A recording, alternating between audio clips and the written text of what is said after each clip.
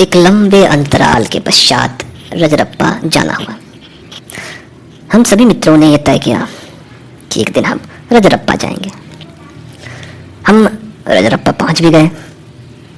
भेड़ा नदी को देखकर एक प्रसंग सहसा स्मरण हुआ कि जब मैं छोटा था और मैं अपने मामा जी के शादी में आया था तो मेरे पिताजी ने मुझे अपने कंधों पर बिठा करके इस भेड़ा नदी में उतर करके मुझे पार कराया था, क्योंकि उस वक्त इस नदी पर सेतु नहीं था, अर्थात पुल नहीं था। हमने तय किया कि हम ललपनिया होकर जाएंगे, अर्थात हम लुगुबुरु पहाड़ की तलहटी से होते हुए टेमू डेम तक जाएंगे।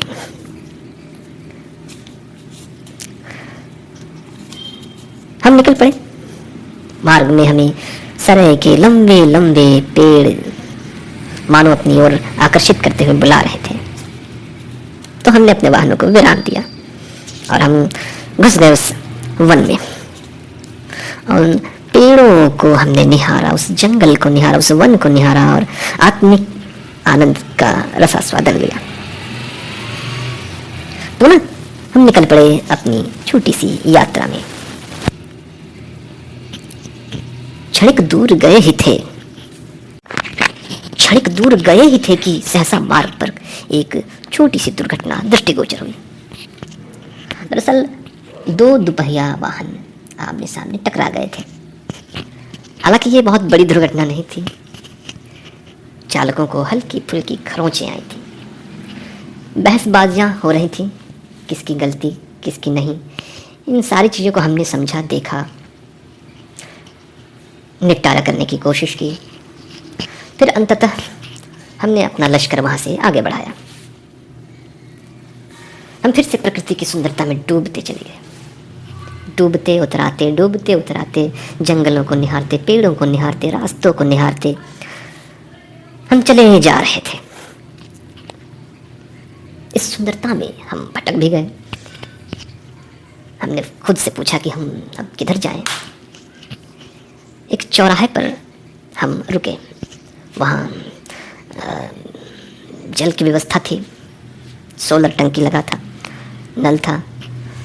तो हमने वहाँ का पानी चखा और बेहद बेहतरीन पानी था वो।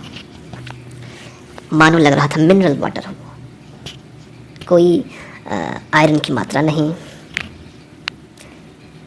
बहुत मीठा लगा वो पानी हमें। हमने सभी ने पानी पी और अपनी अपनी प्यास बुझाई और फिर हम पुनः निकल पड़े मार्ग का पता लगा करके किस ओर हमें जाना है। आगे बढ़ते चले गए हम, चलते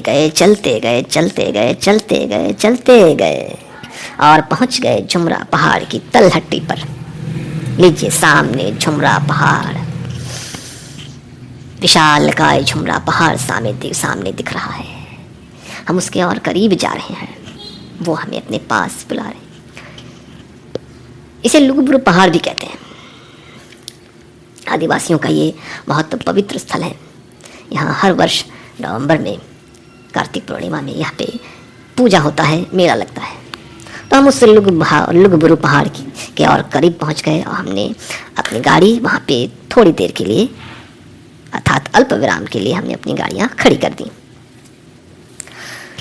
फिर कोल्ड ड्रिंक्स वगैरह हमने ली और वहाँ हमने थोड़ी देर सुस्ताया, मस्ती की और फिर हम आगे बढ़े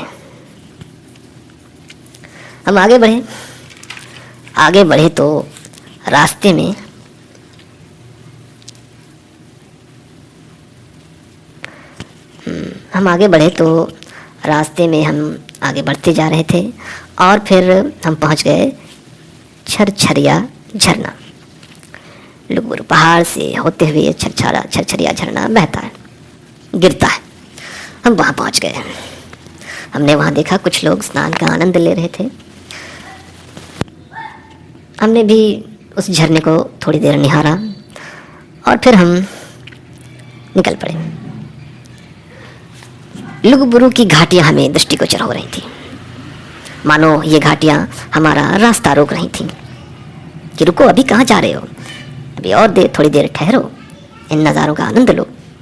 लेकिन हमारा रास्ता रोक लिया कुछ बच्चों ने। हमने कहा क्या समस्या हुआ भाई, क्यों हमारा रास्ता रोक लिया? तो बच्चों ने कहा कि जनाब चंदा निकालिए।